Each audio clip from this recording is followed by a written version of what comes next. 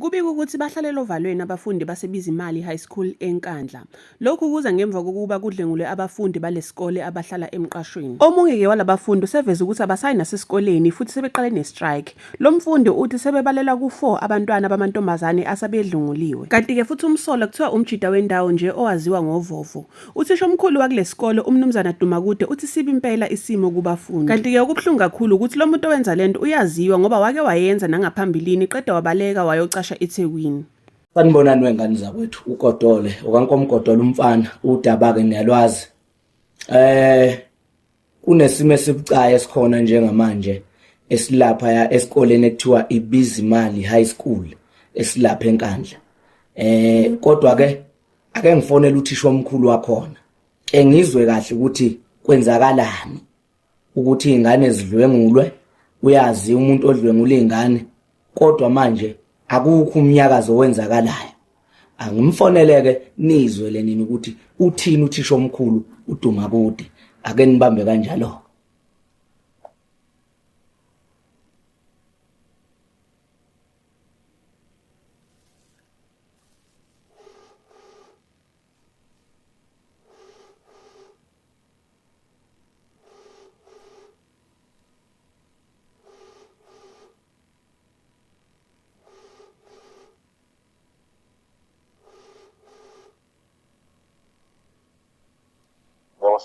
Baba Dumakude. Yebo. Ninjani baba? Siyaphila. Ngiyaphila. Ukhuluma noGodole baba.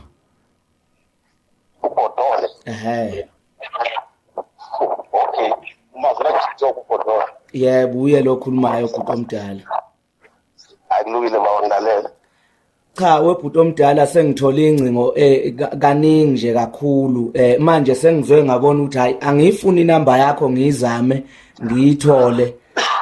Bese ngizwa ngoba ngifuna ukuthi ngikhulume ngento engingayazi ngoba ngizwa ngabantu bethe Bizimali kwenzeka u1 no2 no3. Ngingathanda nje ukuthi mhlawumbe ubaba uDumakude mhlambe eke ngichazele nje briefly ukuthi yini enzakala ngoba nezingane ziyangifonela ziyangi-WhatsApp ezinye ziya DM. So ngicela ukwazi nje baba Dumakude kafishane ukuthi yini enzakala ungakhuluma into engingayazi ubone sebhiza ko social media. Angiqale ngibonge-ke baba uGodole ukuthi wenze uthathe isinqumo sithathile baba. Ngibonge nje kakhulu ukukhomba ukuthi cha kanti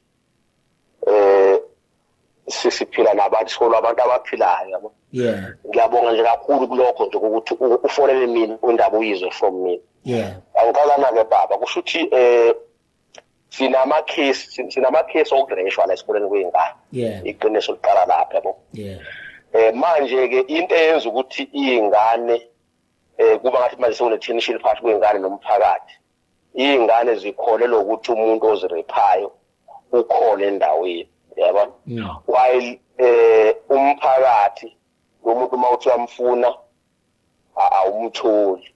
Mhlambe-ke maqale ekuqaleni indaba iqale kuphi. Kunomuntu wala endaweni baba owaganga la endaweni ohambe egangeni endaweni ngo-2023. 2023 futhi wazama ukurepha iy'ngane wangaphumelela kuyirepeni ngoba ngicabanga ukuthi wazi wayilumenye mangithi ngiyazi ngoba nami isitori ngisize nje manje.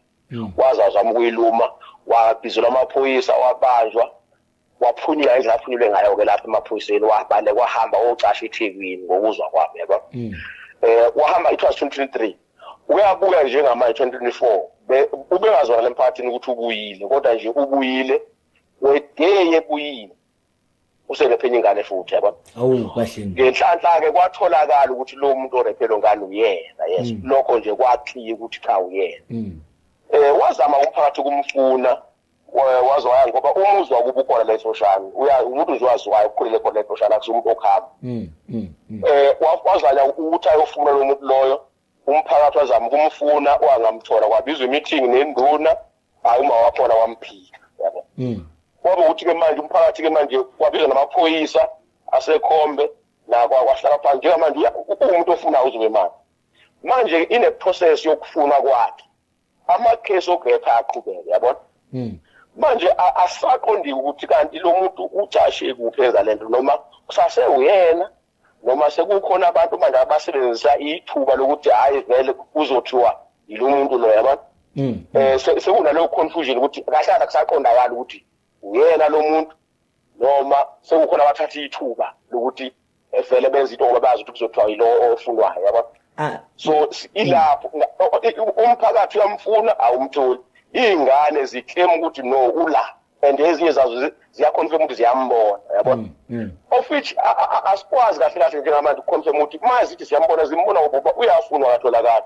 Ingane zithi hayi ukhona, izolo nje bekune strike esikhulu sengane zithi manje ingane zibona umphakathi ungenzo okwanele ukumthola lo muntu yabona. Amaphoyisa kuma intention ukuthi umphakathi njengamanje amaphoyisa bekhona la izolo bekhona la. Amaphoyisa sekhombe ekudedelekeni kwakhe lo muntu ekuqalene ebaleka. Waphunyula kanjani nayithola nezimpendulo njengesikole ukuthi lo muntu amaphoyisa ade mbamba uphunyulile noma yiwo amaphoyisa sekhombe enze ukuthi lo muntu aphunyuke? Ngikuzwa ukuthi lo ndaba ke baba nami ngiyizwa manje sekukhuluma into endala kuyenzakalana yabo ngoba angeke ngesikhathi yenzeke. Kodwa mangithola ukwenze lokho akwenziwe wabanjwe oholo lomphakathi. Eholo lomphakathi wafonela amaphoyisa eseholo lomphakathi. Kuthiwa waphuka wajump ucingo leholo yabo. Iholo lomphakathi biwe nje ngesense. Kanti bathi waphuma umphakathi wasenkandla unjani usumbambile wamiyeka nje wazwa jump ababiza amaphoyisa uphunyula kanjani umuntu esebanjiwe? Yilo mbuzo ke baba mhlambe esingawubuza so ukuthi kwenza kanjani uzaphunyula yabo. Yilo mbuzo ngempela ke esingawa so futhi obuzwa nayo ingane ukuthi wayize azenze lento akayenza njengamanje wayididelelwana ekuqaleni. Sonke lo mbuzo sinawo ukuthi kwenza kanjani. Kodwa nje iqiniso lithi ubanjiwe wabizwa amaphoyisa athi amaphoyisa endleleni zomlanda wajump ucingo leholo wabaleka. Kodwa ukuphunyula kwakhe uyabona babuduma ukuthi khona isandla semfene kulento ukuthi umuntu ebanjwe ebegange rape ingane, sikhona isandla semfene kulento. Nanokuthi ke mina njengogodola isikole sebiza imali ngisazi ngendaba ezinhle kakhulu, kodwa lokho sekwenzeka njengamanje ukuthi kureshwe ingane.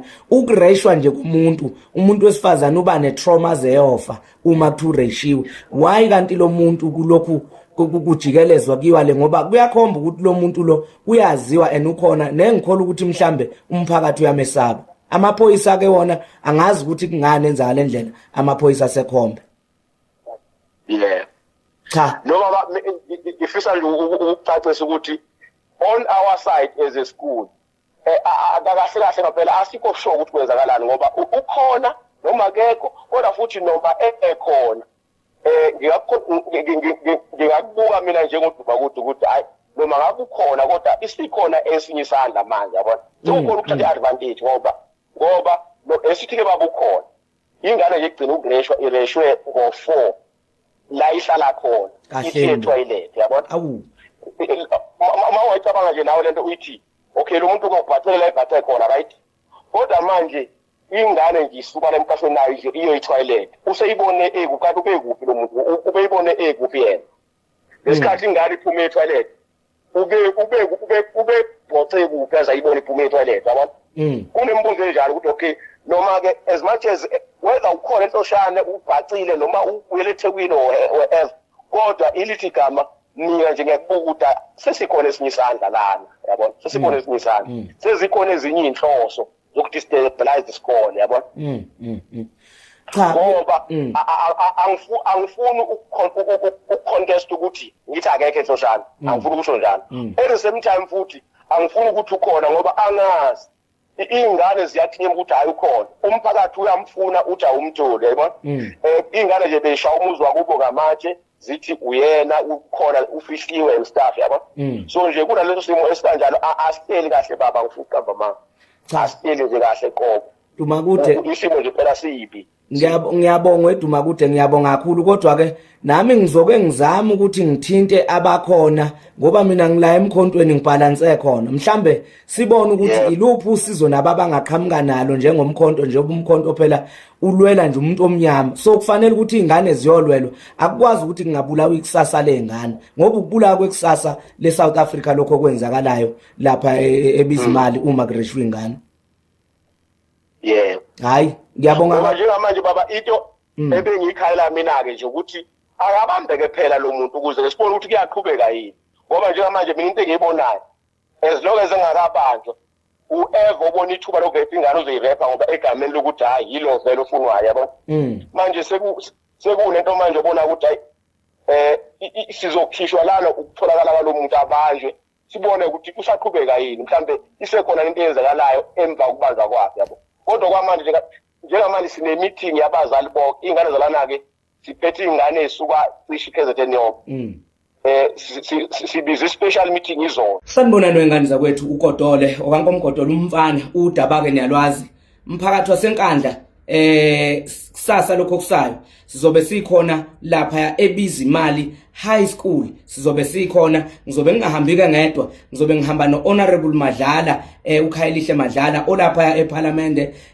lomkhonto wesizwe uzobe ngahambike yedwa na uKhayelihle uzobe hamba neUPM okungosomabhizinisi abalapha yakumkhonto wesizwe ukuzolalela izikhalo zeingane nezikhalo nje zomphakathi wonkana kanti uKhayelihle uzobe ezokwenza ioversight khona lapha esikoleni eBizimali ngiyanicela ke umphakathi wakwethu niphume ngobuningi benu ngo11 o'clock sizobe sikhona esikoleni eBizimali sikhona sibaningi nje sisonke ngicela ukuthi niphelele khona ngani zakwethu ukuletha izikhalo sizoza ukuthi umphakathi ukhala ngani izingane ezikhala ngani sizosiza njengamanje azidlali la utsotsi uyophumula sifile impela sesifike qathatha ngicela niphumeni ngobuningi benu ngo11 sobe sikhona lapha emagedeni eBizimali High School ngiyanicela ke bafundi nisondele eduzane sizozwa izikhalo sizokwazi ukulungisa lapha nalapha siyabonga danko.